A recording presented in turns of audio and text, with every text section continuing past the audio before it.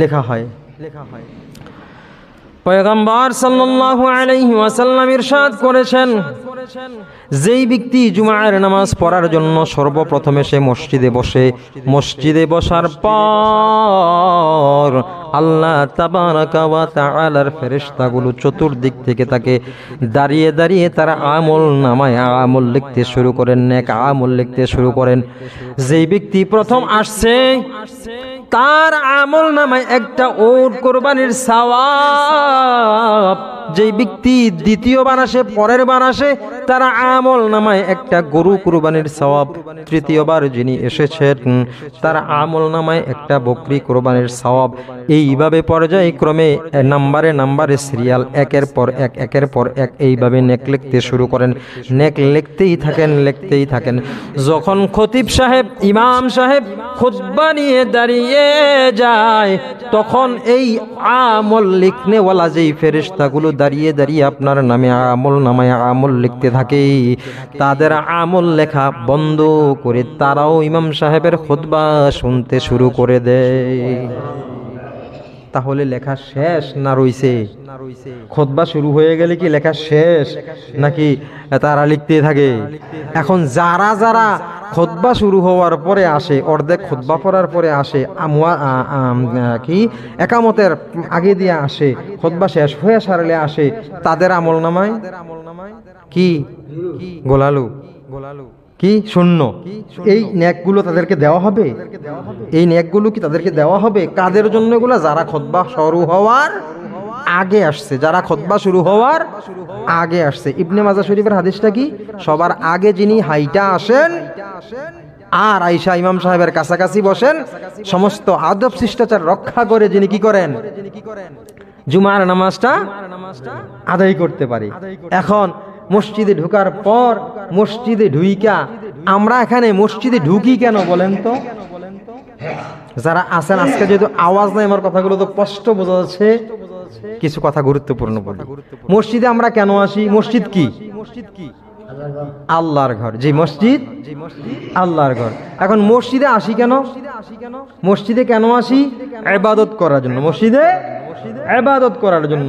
যিনি ইবাদত করেন, আমি বলেছিলাম, যিনি ইবাদত করেন, যিনি নামাজরত সালাতরত অবস্থায় যিনি দাঁড়িয়ে যান, তিনি যখন সিজদারত অবস্থায় থাকেন, সিজদা করলে আল্লাহ তাবারাকা ওয়া তাআলা, বান্দা যখন আল্লাহু আকবার বলে সিজদা করেন মাটিতে, রব্বুল ইজ্জত আল্লাহ তাবারাকা ওয়া তাআলা বলেন, আমি আমার বান্দাকে সিজদাটা মাটিতে পড়তে দেই না, আমি আল্লাহ তাআলা কুদরতি পা মুবারক বিছিয়ে দেই, আমার কুদরতি পায়ে তার সিজদা পড়ে যায়।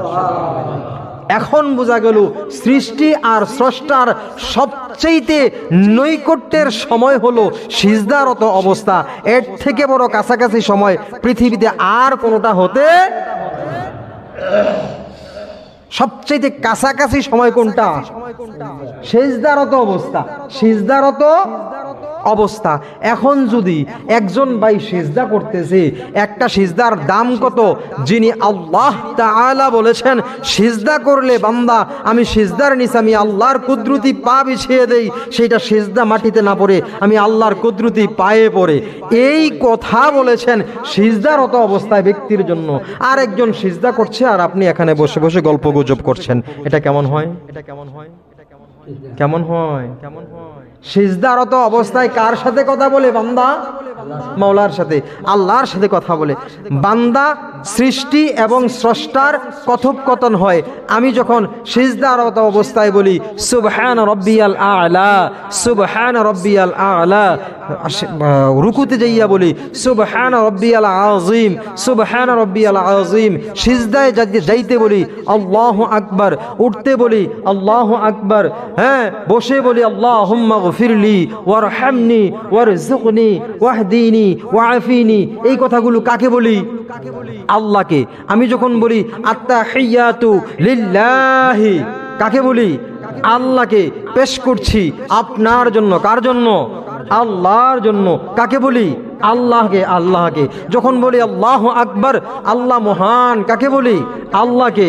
যখন বলি আলহামদুলিল্লাহ, সমস্ত প্রশংসা আল্লাহ তাআলার, কাকে বলি?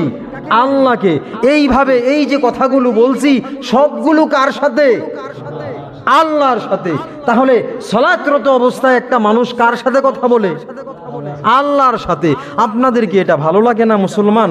আল্লাহর বান্দা হইয়া, আল্লাহর গোলাম হইয়া আল্লাহর সাথে কথা বলতে বুঝি ভালো লাগে না? তাহলে মসজিদে এসে ফাউ কথা শুরু করে দেন, যে ফালতু কথা শুরু করে দেন। আল্লাহর সাথে কথা বলা ভালো লাগে না? আল্লাহর সাথে কথা বলার জন্য এখানে আসা। উদ্দেশ্য কি? এখানে একমাত্র মাওলার সাথে কথা বলা। সমস্ত দুনিয়ার কথাই যদি বলতে হবে তাহলে এখানে কেন আসতে হবে? দুনিয়াবি কোনো কথাই যদি বলতে হবে তাহলে মসজিদে কেন আসতে হবে? কোটি টাকা খরচ করে মসজিদ নির্মাণ করা হয় দুনিয়ার কথা বলার জন্য, ফাও কথা বলার জন্য? হ্যাঁ, আমরা এখানে এসে কথা বলবো একমাত্র কার সাথে? আল্লাহর সাথে। আল্লাহর সাথে কথা ব্যতীত মসজিদে দুনিয়াবি আর কোনো কথা হবে না। এইটা মসজিদের আদব। মসজিদের কি আদব? মসজিদের আদব। যদি দুনিয়াবি কথা বলা হয় মসজিদের সাথে, আল্লাহ তাআলার মসজিদ ঘরের সাথে আমরা বেয়াদবি করা হয়, তাহলে আমরা বেয়াদবিও করলাম আবার ইবাদতও করলাম। তাহলে এই ইবাদত আল্লাহর দরবারে মঞ্জুর হবে? বেয়াদবের ইবাদত আল্লাহ তাআলা কবুল